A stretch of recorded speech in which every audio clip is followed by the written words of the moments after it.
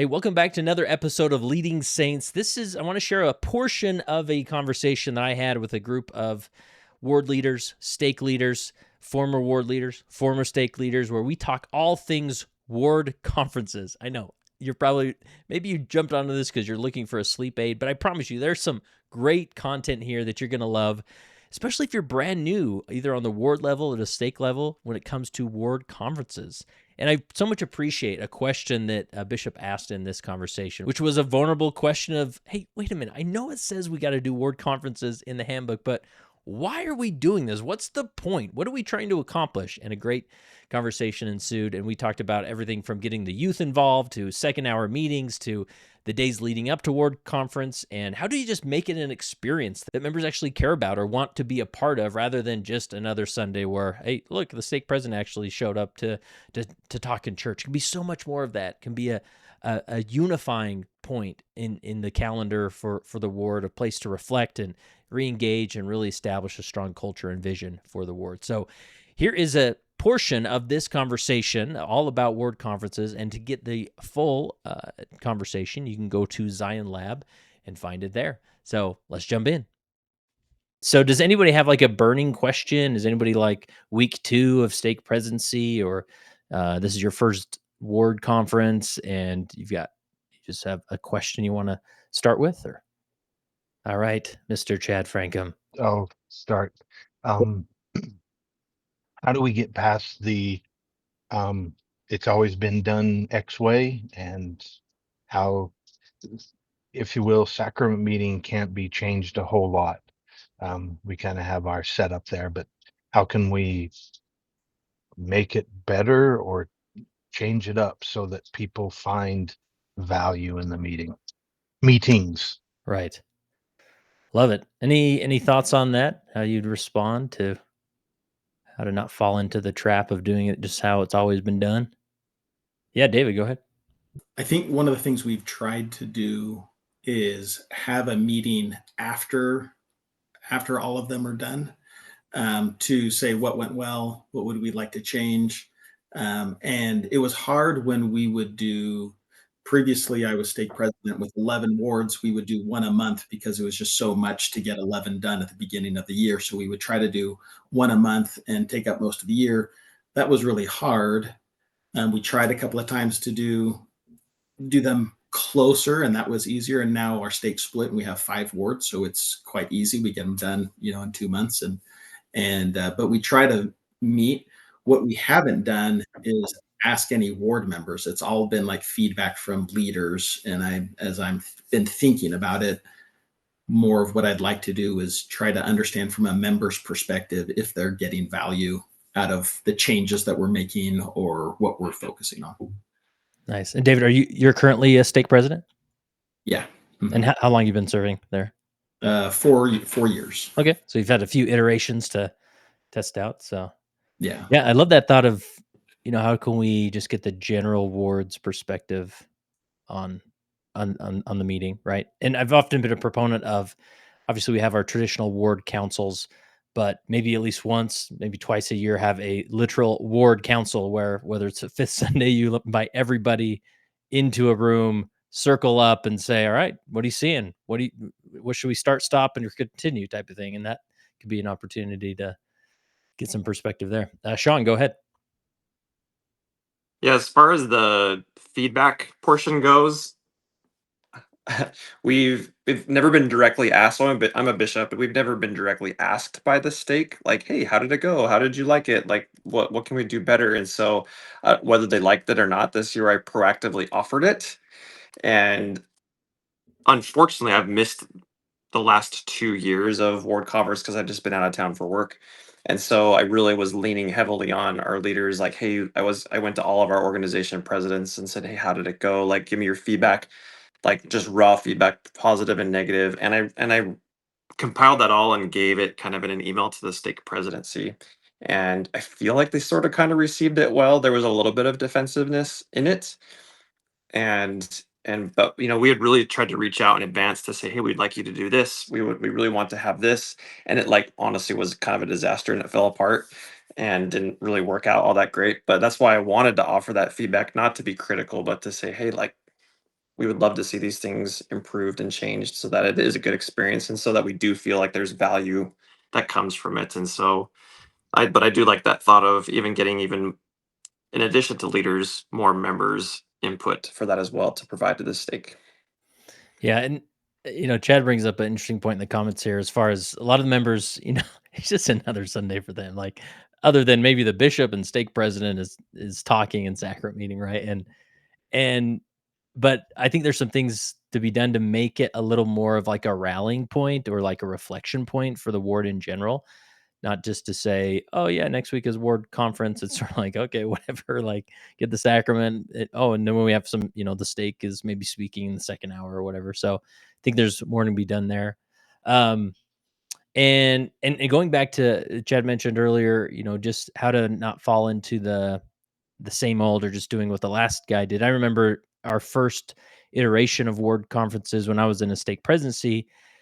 We really forced ourselves to say, let's go to the handbook and read it, word for word, as if we've never experienced a ward conference before, and just take it from there. And then from there, we can lean on revelation, inspiration, ideas, brainstorm, rather than asking the previous stake president, say, hey, what was that format, you gave us that you printed out, or the packet you'd give wards? We'd like to keep using that. And maybe, maybe it is effective. Maybe you do want to do that. But, um, anyways, I think there's just like most things, you can just assume nothing, and what would it look like if you've never experienced something? Jad, go ahead. So I was released as stake president 6 months ago.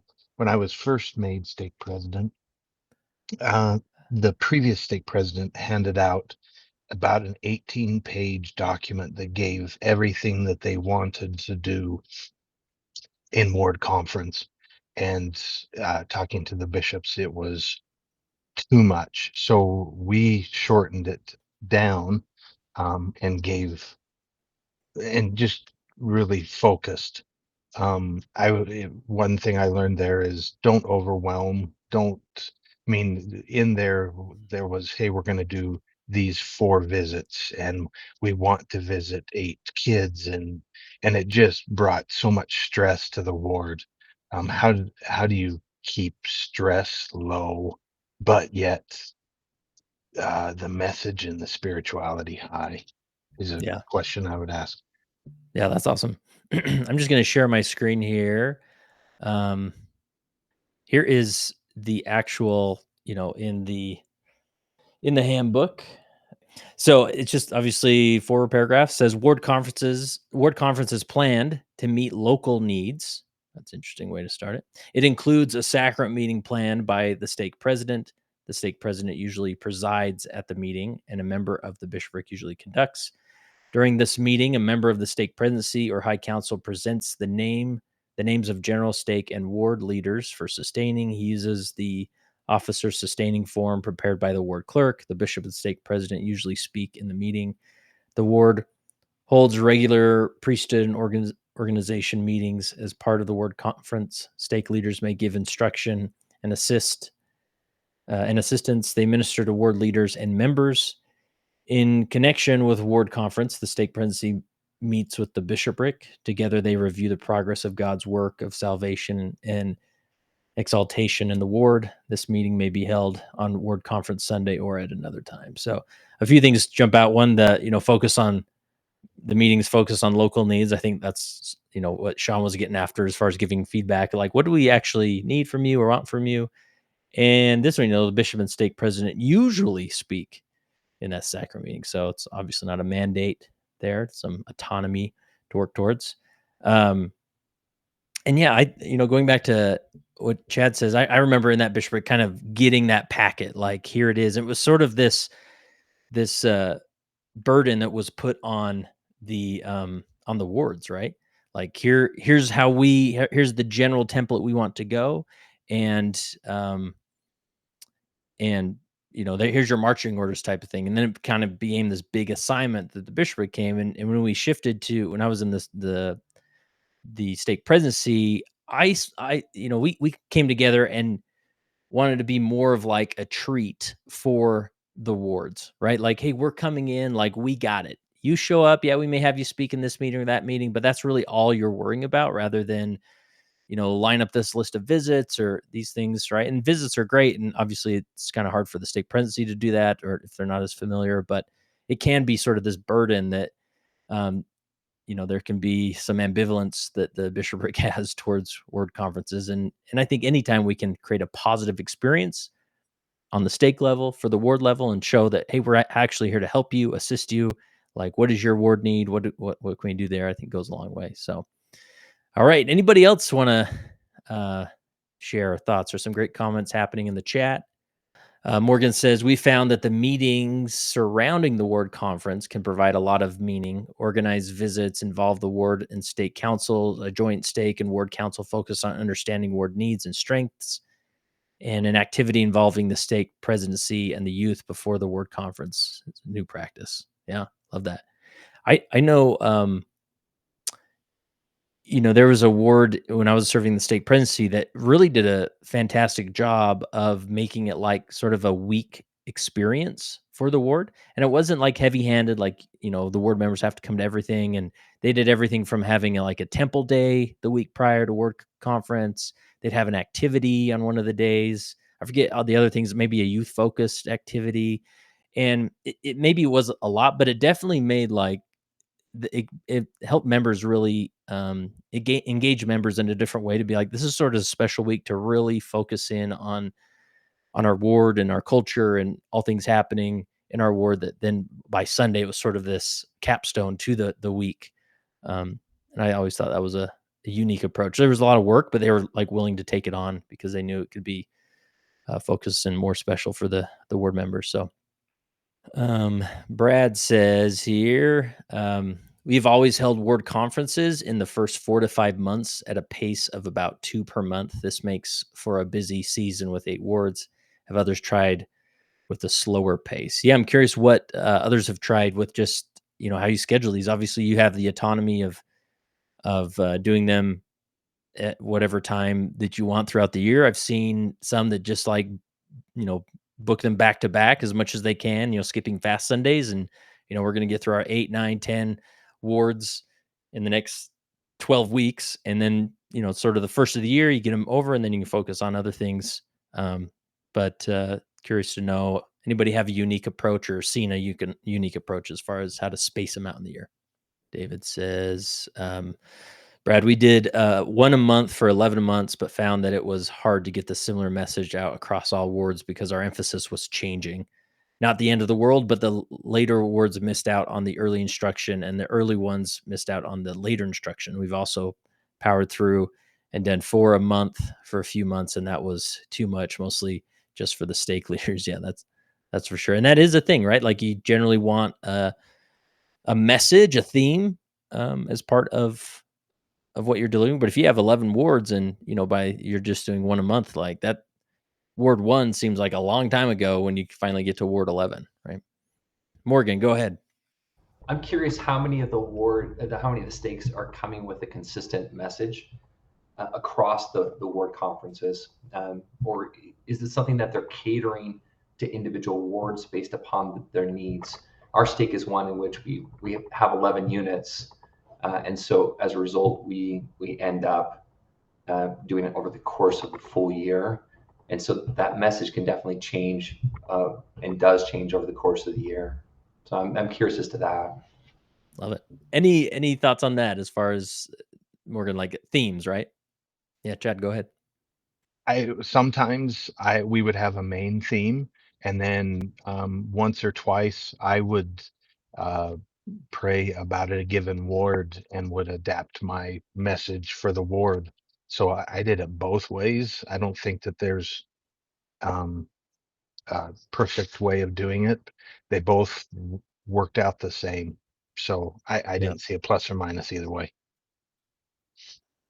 Yeah, and I don't know. I mean, it's always nice to have a theme. I guess it kind of helps mold and shape the direction and help everybody sort of talk about similar things. But, sometimes you just visit the ward and share the gospel and, move on. So I think this is also a good time for stake presidencies to be self-aware of, I often mention this in the context of stake conference, that it's like every 6 months they finally get a venue where they can speak directly to the entire stake. And so it's this overly or passive, heavy handed, like, hey, temple numbers, or hey, missionary work, or, there's sort of this, the pounding of the drum of like, do more, do better.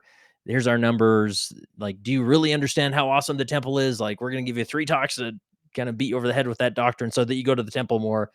And just be aware of, like, when you have visiting authorities come to your stake, right? Like, what are the things you like that they do, or like that they don't, or don't like that they do? And then, you know, we've all had the maybe visiting authority that comes and there's like, let me see the numbers, and just, oh wow, like you're endowed without recommend list. Like, all right, now I know what I'm going to speak about. And then they kind of, beat the stake up about that. And then they leave town and you're like, whoa, your head's kind of spinning. Like, what was that about? Right. And so this is sort of very similar of an experience where the stake leaders coming to the ward, and how would you want that visiting authority to act? And you can maybe learn from that as well. So, Sean, go ahead. Yeah, I have all these like thoughts in my head, and I don't know how to exactly get it out. So wish me luck. But I don't, and I don't want it to come across as cynical, but it kind of is. I I know that we read that handbook section of like, they adapt to meet local needs, and there's, so many things that you could do with that. And that's really like the focus of it. But I just want to ask the kind of, especially to those that are stake leaders now or have been, because I've never held a stake calling, and so I've never been on that end of things. But I just want to ask kind of a semi-cynical question of what's the point? Or conference, like, what's the point? And I'm like, I can self-answer my own question by like reading that. But I guess I've just never experienced like a board conference where the stake leaders left and we all got back together and we're like, that was so good. We got this, we got this. It felt like a treat, like you said, Kurt. And so I would love to hear positive like specifics of what made it a treat. What specific local needs like were truly met by stake leaders coming once and meeting for a few hours or joining a sacrament meeting. Like, I guess I'm trying not to be cynical, but at the same time, I've never experienced a truly positive ward conference where I'm like, man, I was fed and it was good, and I'm so grateful that the steak came. Yeah. Hopefully that comes across right. Yeah. And that's where I'm like, at bare minimum, like, let's just give like an easy week for that ward leadership to just show up and we'll do the rest, right? Like, even if we don't like have a barn burner of a talk or a, whatever, but at least we can do that. But Brad, go ahead. I'm a stake clerk, so I'm not in a stake presidency or a bishopric, but I do sit in all of the meetings. And what our stake presidency did in terms of local needs versus kind of a stake focus is they took that second hour, then they assigned a high counselor to focus in on something that's of high priority for the stake presidency. In this case, this year, it was a temple focus, and it was a how-to. It was how to use family search, how to do ordinances ready, a focus on what is a family search discovery experience. What can a temple and family history consultant do with the family? And while they were doing that, the presidency was in with the youth who had turned in questions, and they were answering questions to youth. And that felt like a way to kind of address kind of the big stake needs. Their focus that they felt like they needed to focus on was on the temple portion of things and family history. And then the stake president adjusted his message by ward with the bishops when he went to give his talk in sacrament meeting. Awesome. David, do you have something to add to that? Yeah, one of the things that I think we did that worked well was in that portion of the handbook where it says meet with the bishoprics and talk about the work of salvation. We asked, instead of meeting individually with the bishoprics, we met as all of the stake bishoprics together, and we asked them to bring certain numbers, certain ideas, certain efforts, and then we treated that meeting as a council. Whereas a bishopric, you thought, we're working on this area. What is everybody else doing? What's working well? What's not working? I mean, kind of a meeting like we're having right now. And that seemed to be a good way to not just focus in on one ward and say you need to do this better or that better. It was a chance for them to reflect on their own efforts and then come with questions, come with thoughts, come with ideas. And we tried to get all of them to share and be able to ask questions and not just have it be stake presidency driven, but more of a council. Yeah, that's great. That's good. Anybody else as far as what the purpose of, obviously we have the purpose in the handbook says at ward conference, stake leaders instruct, support, and minister to ward leaders and members. Ward members sustain general and local leaders, right? And I just, feel free to raise your hand if you share, if you have something to share. One thing I was going to add on is that I think, like, I've had opportunity to be in the priesthood and family department several times. I'm familiar with some of their processes and, the councils they hold and things like that. And it's really interesting to see how they're trying to influence the church from that level. And they're very self-aware of, like, just because we write in the handbook or they don't, they're very, as you can see, all these qualifiers in this, like, usually, regularly, or isn't necessary, right?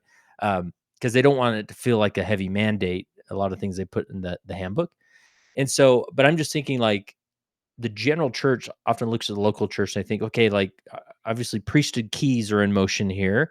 How do we, like, what are the touch points from the stake presence keys and the bishop's keys, and how can the stake be a resource to the bishop, to the wards? And then it's sort of like, well, now then we get into these modes of, like, well, the high council can speak, right, on a regular basis, and that's maybe a touch point. And then every year we'll do these ward conferences, and that's a touch point. So I don't think there's like a clear, uh, obvious purpose unless, a specific ward has one and turns to the stake for that. But it's sort of like, let's just make sure that, because especially outside of maybe the Wasatch Front, um, it's probably very easy for a ward to kind of be on an island and, maybe the stake presidency checks in every once in a while, the high council or whatever. But maybe this forces those sort of words say, okay, just like at least take one Sunday a year and just go focus on that as a stake and see if you can offer something to them, right?